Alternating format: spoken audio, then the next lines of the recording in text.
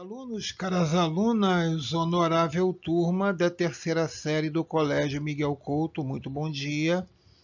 Eu sou o professor Paulo Supimpa para iniciarmos uns comentários sobre as questões de avaliação. Vamos lá. Vamos lembrar umas coisinhas aqui para fazer a questão 1. Na noção de substância de Aristóteles, estão contidas, além da essência, também os acidentes, aquelas coisas circunstanciais que podem acontecer ou não, sendo que a essência não. A essência é a característica íntima do ser. A essência seria, então, assim, uma espécie de atributo que convém à substância, de tal modo que, se lhe faltasse, a substância não seria o que é. Um exemplo. A racionalidade seria, talvez, uma das principais essências da substância homem. Então, a substância homem tem uma essência, que é a racionalidade. Então, você vê aí na questão 1. A substância, no sentido mais fundamental, primeiro e principal do termo, estamos falando de Aristóteles, então você marca a letra C. O conceito aristotélico de substância expressa uma crítica à teoria das ideias de Platão. Segundo Aristóteles, podemos considerar André como substância e não como uma mera cópia de um outro mundo, né? O homem como sua espécie e outros atributos de sua descrição como sendo acidentais, como, por exemplo, a cor da pele, a cor dos olhos, o tipo de cabelo, estar triste ou feliz e a roupa que esteja usando, a idade, por exemplo.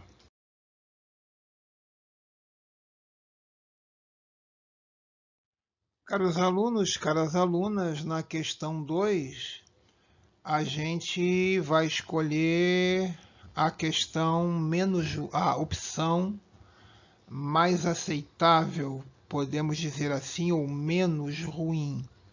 Fala dos trabalhos de Aristóteles e Galileu no que toca às ciências naturais. Você chegaria à letra B principalmente por eliminação das outras. A letra E, por exemplo, é tão ridícula que nem merece comentários.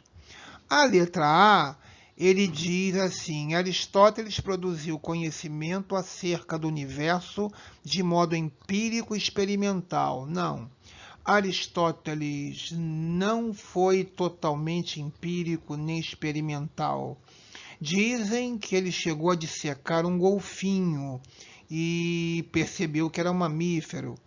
Ele não podemos dizer que ele foi experimental no sentido de usar um laboratório, é claro. Então, por isso que a questão, a letra A, estaria errada.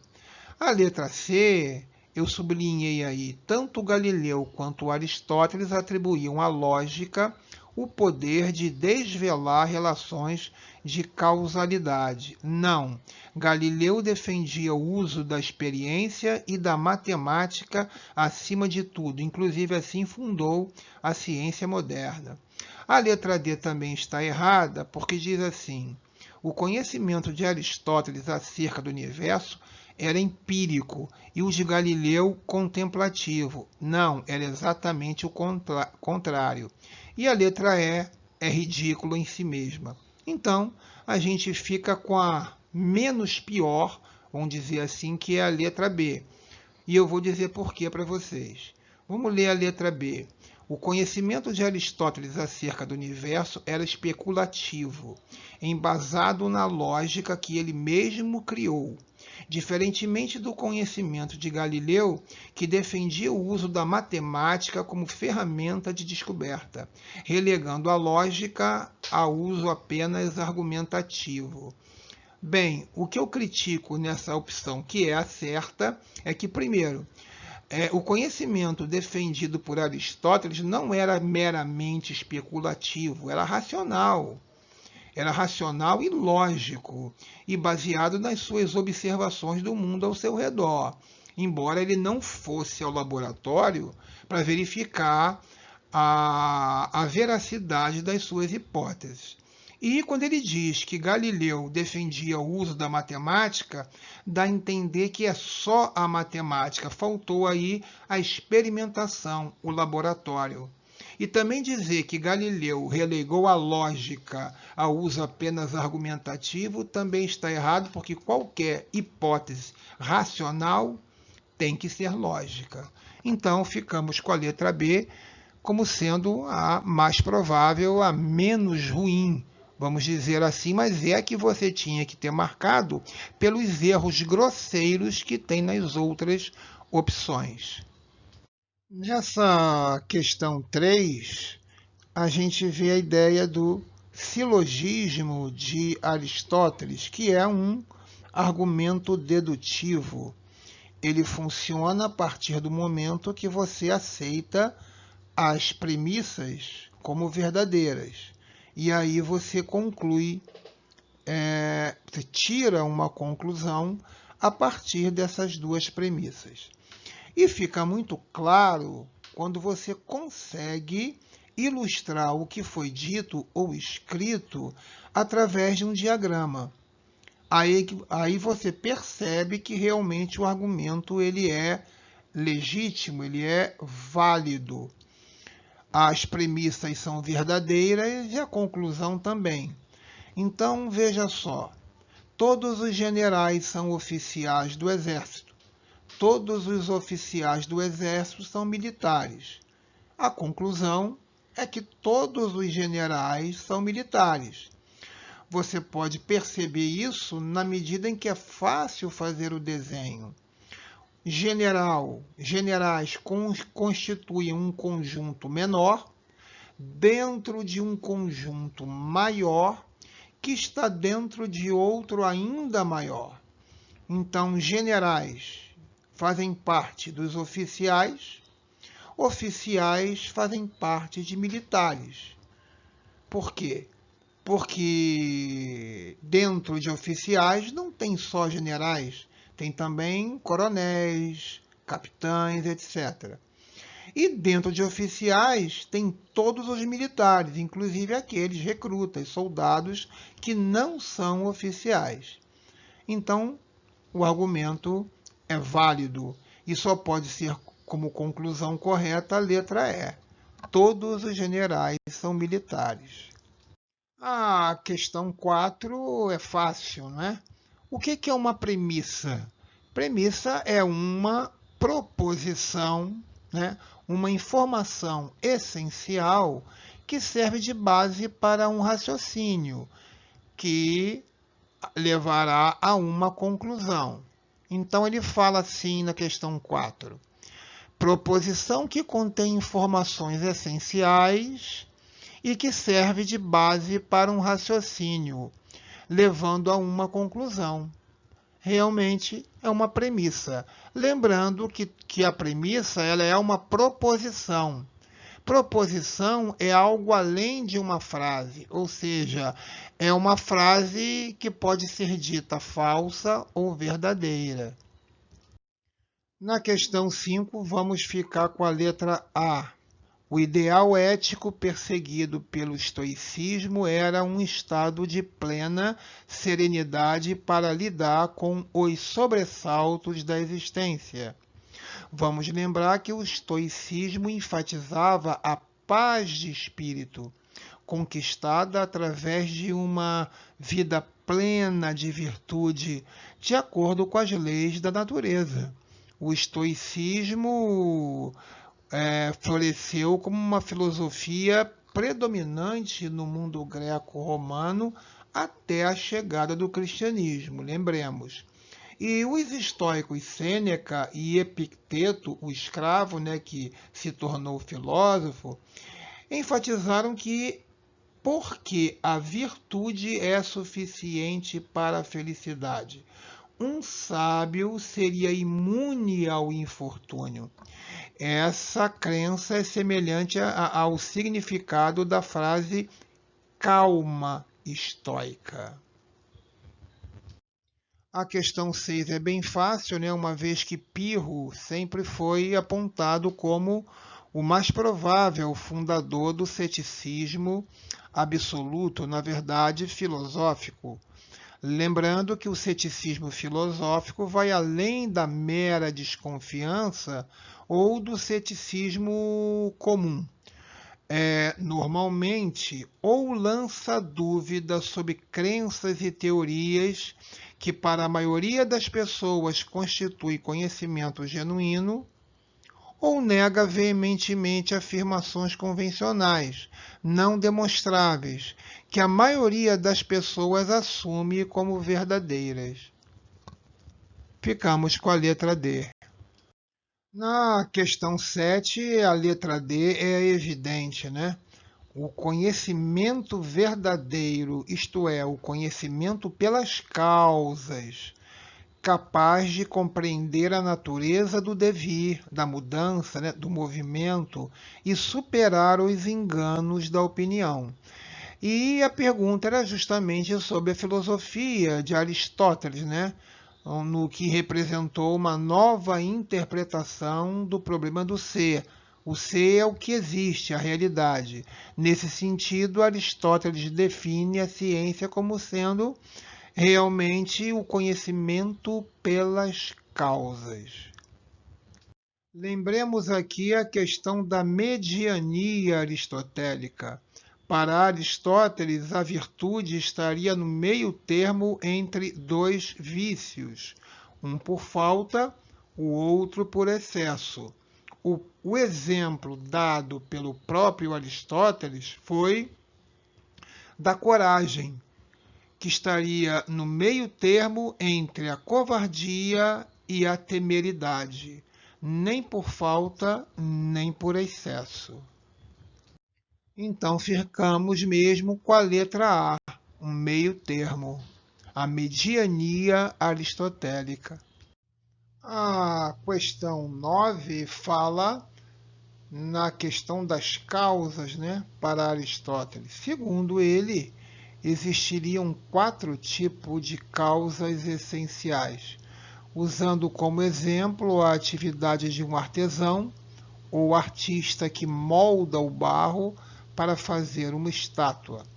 A causa material seria o barro. A causa formal, uma escultura em forma de jarro, por exemplo. A causa eficiente, o artesão que produziu a escultura. E a causa final, o objetivo da criação. É para enfeite, é para comércio, é para presente? Então, a ordem correta apresentada por Aristóteles seria a causa material, a formal, eficiente e a final. Letra C. Na questão 10, já começa logo a primeira frase, até eu sublinhei ali, né? Segundo Aristóteles, tudo tende a passar da potência ao ato, excetuando o primeiro motor, que teria sido aquele que deu movimento a todo o resto. Então, marcaremos a letra A. O primeiro motor é imóvel, caso contrário, alguma causa deveria movê-lo e ele não seria mais o primeiro motor. Então, ele é imutável porque é ato puro, ele não contém a potência de se transformar. Ele é ato puro, foi essa noção, inclusive, que foi alimentar o pensamento do padre Tomás de Aquino na Idade Média. Ele nada mais, nada menos comparou o primeiro motor de Aristóteles a Deus. Na questão 11, é interessante você observar que, com um pouquinho de cuidado, você teria acertado a letra A, porque as letras B, C, D e E simplesmente invertem a resposta, qualificando como indutivo o que é dedutivo e vice-versa. Por exemplo, olha a letra B. O raciocínio indutivo parte de uma lei universal. Não, o que parte de uma lei universal é o dedutivo. Já está errado aí. Na letra C, o raciocínio dedutivo parte de uma lei particular. Viu? Inverteu. Então estão as duas erradas. Na letra D, o raciocínio dedutivo é uma argumentação na qual, a partir de dados singulares suficientemente enumerados, singular suficientemente enumerado é o indutivo. E a letra E, o raciocínio indutivo é o argumento cuja conclusão é inferida necessariamente de duas premissas. Bom, um raciocínio, uma conclusão que sai de duas premissas é um silogismo. E o silogismo é uma invenção aristotélica, que é um argumento dedutivo e não indutivo. Então a gente fica com a letra A. O raciocínio indutivo é amplamente utilizado pelas ciências experimentais. E o exemplo que eu até dei na aula foi da condutividade dos metais. Então a ciência percebeu o seguinte, olha como é que o raciocínio indutivo ele é muito usado pelas ciências. Percebeu-se que o cobre conduz bem cargas elétricas, o alumínio também, a prata também, o ouro também, o ferro também. E o que tem de comum em todos esses elementos? É o fato de serem metais. Conclusão, todos os metais são bons condutores de eletricidade, de cargas elétricas. Isso é um raciocínio indutivo realmente amplamente usado pela ciência. Na questão 12, fala na ética aristotélica, manda você marcar verdadeira ou falsa. A primeira é verdadeira, o daimonia é a expressão grega para o viver bem, preconizado pela ética aristotélica, é o viver virtuoso. A segunda também é verdadeira. Uma virtude, segundo a ética aristotélica, é a mediania, o meio termo entre dois vícios. E na ética aristotélica predomina o exagero sobre a moderação, falsa até pela do meio ser verdadeira. A questão 13 fala na filosofia de Epicuro. Como vimos, pregava o prazer como fonte da felicidade, mas não o prazer exagerado ou desregrado, realmente o prazer moderado, racional. Por isso que você vai marcar a letra A. Na questão 14, uma relação entre epicurismo e estoicismo. A pergunta diz assim: o estoicismo em contraposição à ética epicurista relacionava o bem à indiferença diante da dor e do sofrimento. Letra C. E a gente tem que lembrar que o epicurismo substituiu o bem pelo prazer e o mal pela dor.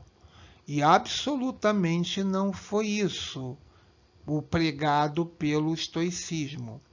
Para o epicurismo, a felicidade consistia em assegurar-se com o máximo de prazer e o mínimo de dor, por meio da saúde do corpo e do espírito, além de ser uma doutrina materialista em oposição ao estoicismo. A questão 15 fala no cinismo. Logo no texto 2 você vê a primeira palavra aí, né, Diógenes, que foi o grande nome do cinismo. E no texto 1 fala em Antístenes, o discípulo de Sócrates que fundou a escola, Antístenes. Então ficamos com a letra D e terminamos por aqui. Espero que esses comentários tenham sido úteis. Bom dia para todos.